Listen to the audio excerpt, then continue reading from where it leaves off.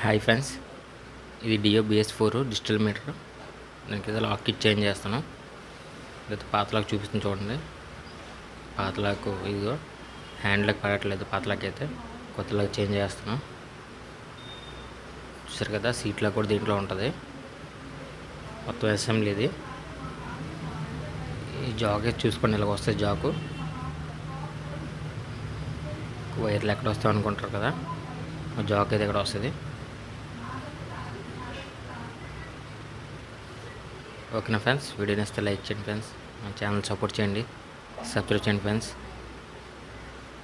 ఓకేనా friends, lock అయితే బిగించేద్దాం మనం ఇప్పుడు. అయితే